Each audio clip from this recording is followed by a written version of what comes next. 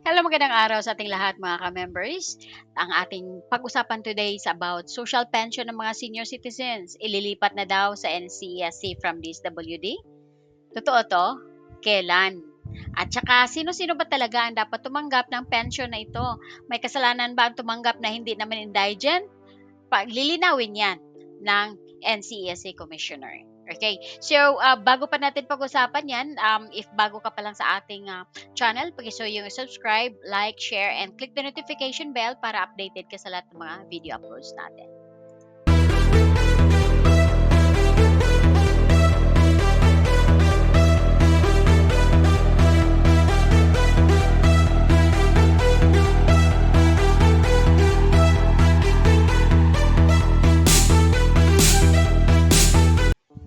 Bigyang daan natin ang ating iTerra Care kasi ito nakakatulong sa atin lalong-lalo na sa ating mga senior citizens. Kahit man hindi mga senior citizens na merong mga sakit sa katawan, okay? May mga sakit sila kahit bata pa man. Okay, ito ay nakatulong talaga sa amin dahil ako isang diabetic, asawa ko ay na-stroke, talagang malaki ang naitulong nito sa amin. Masarap na aming tulog at saka unti-unti na natatanggal ang mga kirot namin bilang mga may sakit at hopefully na pagdating ng mga ilang buwan ay talagang matatanggal na itong mga kasakit-sakit natin. Alright? So, blessings ito na talagang dumating sa ating buhay at wag nating palampasin. Kumuha na kayo ng sarili ninyong unit dito. Okay? Ano-ano ba yung mga na tulungan ng iTerra Care? Ito lang naman, aneurysm stroke. So, tingnan natin, talagang tad-tad siya ng mga tubes dito sa ospital. Okay? So, um, ngunit ilang mga ano lang, ilang mga araw lang talagang tinanggal na yung mga tubes sa katawan niya, no? Mga gamit sa ospital. At talagang na-anuhan siya, na-applyan ang kanyang katawan ng iTerra Care. Tingnan mo, a few days after, 5 days after using iTerra Care device, ito, naglalakad na, no? Magsi-CR na sa kanya mag-isa. After 10 days, yung na-stroke, no, aneurysm stroke, tignan mo, ang ganda-ganda na ng aura niya at naglalakad niya siyang mag-isa, going fast to recovery. Another na natulungan ni iTerra Care, severe pain on leg and back for 4 years. So isipin mo, for 4 years niyang iniinda itong sakit o tinitiis itong sakit ng kaniyang binti at sa kaniyang likod. Okay? So ganito siya noon. But now, nag-apply siya ng iTerra Care, no, device, nagbo-blow siya ng iTerra Care gamit ang iTerra Care.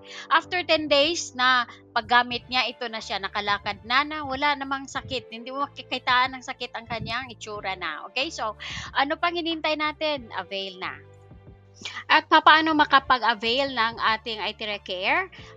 Contact mo lang yung contact person na nasa comment section, sa pinakataas ng comment section or sa description ng video ito. May contact number dyan. Pwede ka mag-text or pwede ka mag-email. Okay? So, wag nang patumpik-tumpik pa. Tanggalin mo na yung sakit sa katawan mo.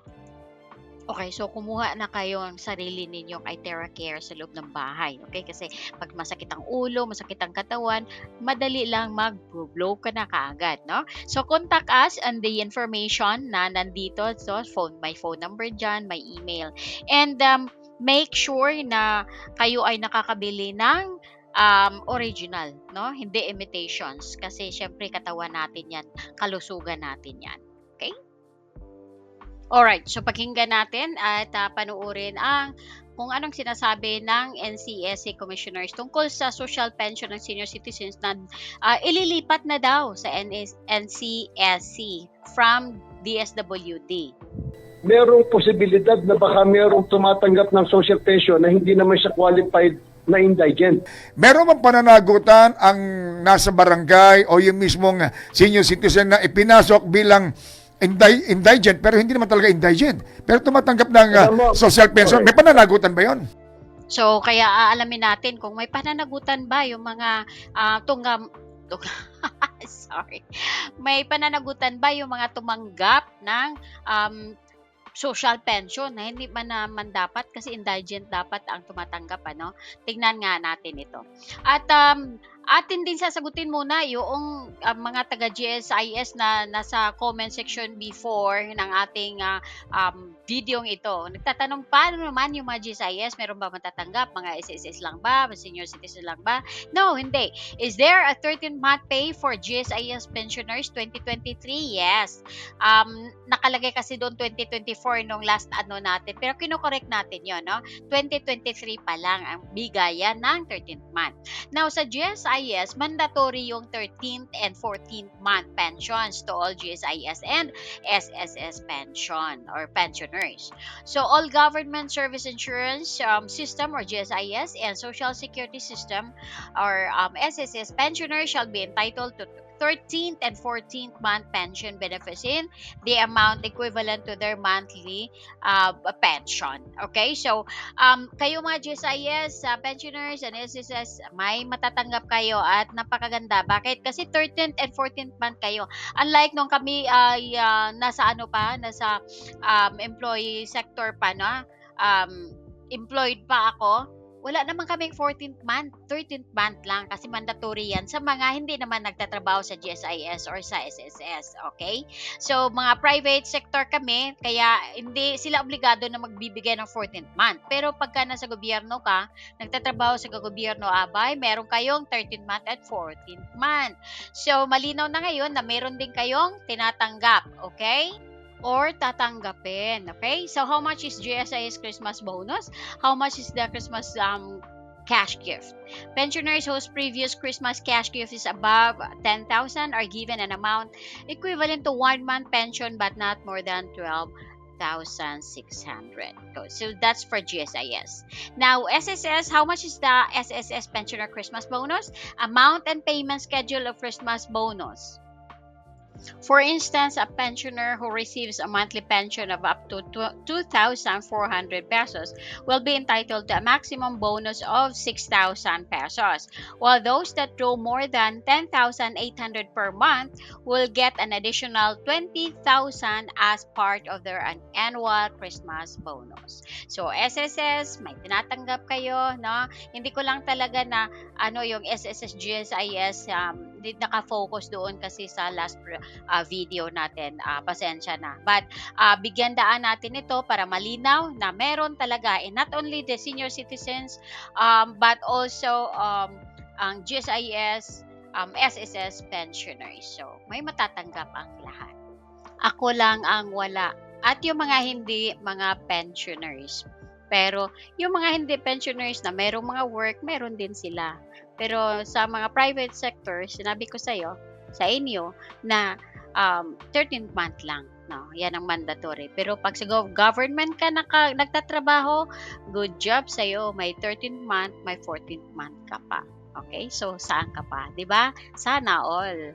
Alright, makasana all na lang tayo nito. But anyways, tuloy natin ang ating panunood sa sinasabi ng Commissioner ng NCSC. Ano ba talaga? Ililipat ba sa NCSC from the DSWD ang pension ng senior citizens or ano ba talagang totoo?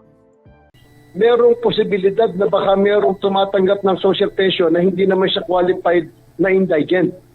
Pagka yun yung issue, doon natin gagamitin yung paglilinis.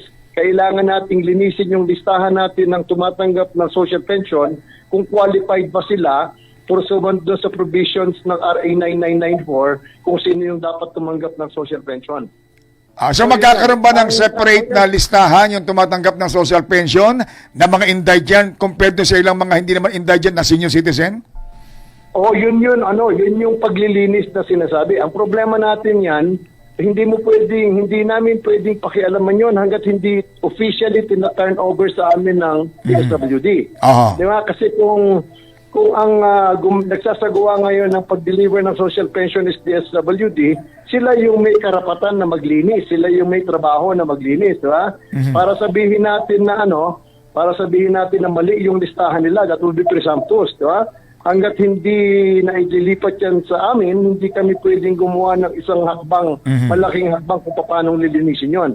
Ngayon, kung meron tayong alam na mga tumatanggap ng social pension na hindi naman karapat-dapat, trabaho natin, responsibilidad natin na i-notify yung DSWD.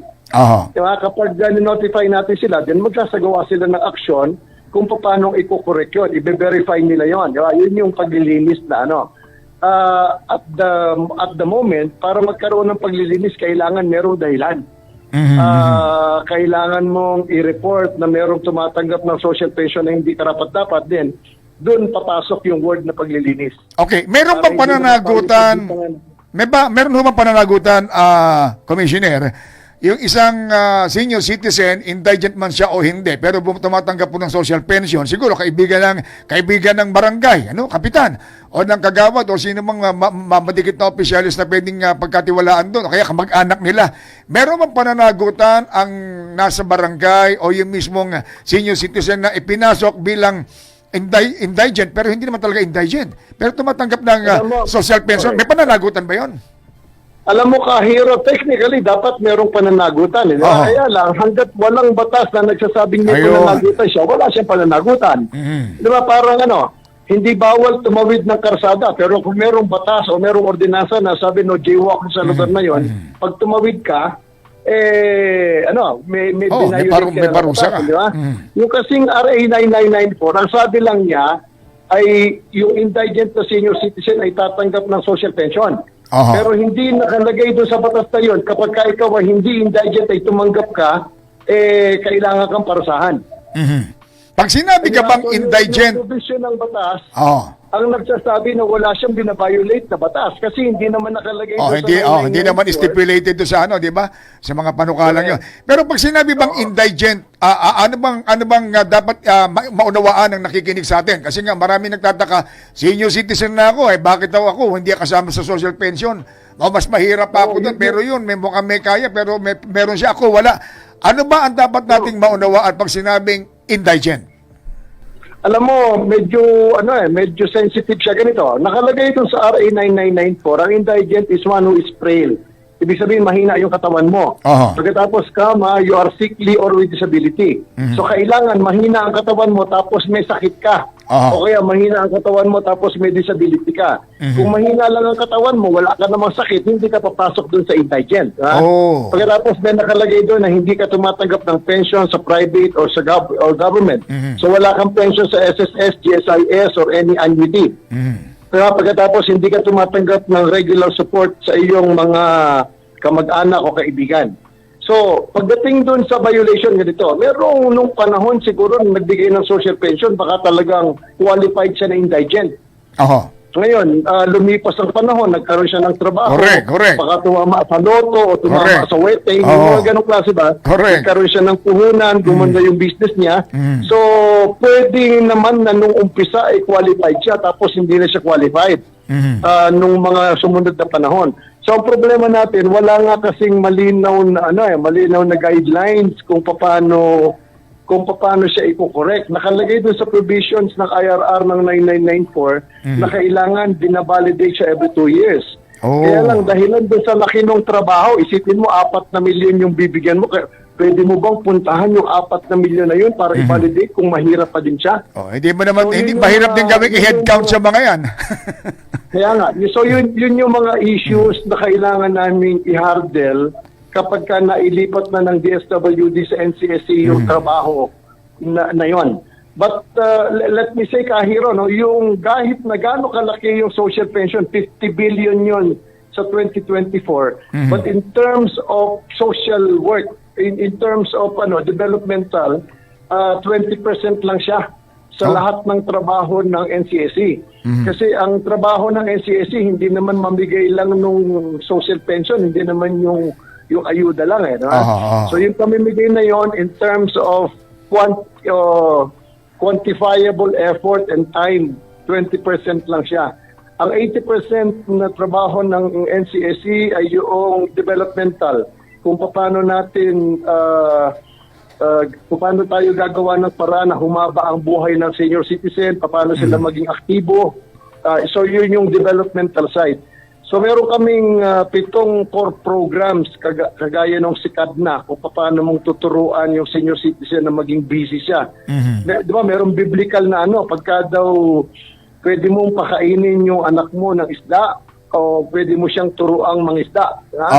So pagka pakakainin mo lang siya ng isda, parang feeding program lang yon. Pero yung NCSC, meron siyang project o activity na tuturuan mong mga isda, in essence, yung senior citizen. Para mas bumaba yung dependency niya doon sa mga ayuda, doon sa mga social services na pinoprovide ng gobyerno. Okay. Dito sa ongoing na turnover, para pangasiwaan na lahat ng commission, ang mga aktibidad at may kinalaman sa mga senior citizen po natin, ano ang timetable niyo ho dyan? By next year ba? Mid-year? Makukumpleto na kaya yan? Ang buong trabaho nasa commission na? Meron ba kayong timetable po para dyan? Okay. Ang pinakamalaking trabaho ng DSWD na ibibigay sa amin ay yung social pension. Diba, nakalagay doon sa provision ng RA 11350, yung batas na gumawa ng NCSA, nakalagay doon na yung transition should be made within 3 years from effectivity of the law. Naging effective yung 11350 noong September 17, 2019. So dapat sana 2022 September 17 nagkaroon na ng full transition pursuant to sa provisions ng 11350. Kaya lang, nung last year, nagkaroon ng amendment yung social pension. Yung RA 9994 was amended by RA 11916 noong July 30, 2022. Yung 500 na social pension na provided ng 9994 naging 1,000, di ba? Doon sa RA 11916, yung enrolled bill at lapse tulo ng July 30, 2022. Ngayon, nakalagay doon sa provision ng RA 11916 na 3 years from effectivity noong 11916 ang full implementation, ang full transition. So, effectively, in-amend noong 11916 yung 11350 kung kailan matapos yung deadline na pag-transfer sa amin. Di ba? So, hindi pa din siya out of time. Ibig sabihin, kung na-transfer next year, hindi pa siya out of time. Kung nagkaroon pa ng konting problema at ang full transition ay naging 2025, within range pa rin siya noong amendment na ginawa ng 11916 doon sa 11350 na nagtatadhana na kailangan within 3 years of activity of the law ay ma-transfer na yung mga trabaho. Okay. So malaking trabaho talaga ito, no? Lalo na clustering pa lamang. So after clustering, aasahan ba natin, Commissioner, na after clustering by provincial or by regional ang magiging takbo nito? Actually, sana kung pwede nating i-appreciate na yung social pension is only 20% ng trabaho. Pero yung ibang trabaho ng NCSC, yung katay ng sikap na kung paano natin i-develop yung mga senior citizen natin na maging productive, ginagawa na namin din ngayon. In fact, kaya kami nag-ikot, kaya kami gumagawa ng coordination, kaya tayo merong PPAST, ay para nga magamit natin o matap natin yung mga government agencies na tutulong kung paano madidevelop yung mga yung mga senior citizen natin na maging mas productive, di ba? Kasi ang palagi nga namin sinasabi, yung ating mga senior citizen, masyadong meron silang treasure of wisdom. Correct. So ang focus natin ngayon is kung paano natin itatap yung treasure of wisdom na yon. Okay, talagang ang laban natin dito, Commissioner, talagang nakikipag-unahan tayo sa panahon kasi alam natin na ilang panahon na lamang mga twilight time na to ng mga senior citizen natin. Sana isang araw, isang bukas maayos ang lahat. Kung maraming salamat, ingat na lamang kayo sa mga paglalakbay niyo diyan. Okay, so maraming salamat, Commissioner ng NCSC, sa paglilinaw tungkol doon sa pension ng mga senior citizen. Okay? Alright, now if you still have questions, may mga katanungan ka pa na hindi mo pa naintindihan talaga, i-comment mo yan sa ating comment section para pagsikapan natin sagutin yan at malinawan din kayo. Okay? Now, have a wonderful day and stay safe, everyone.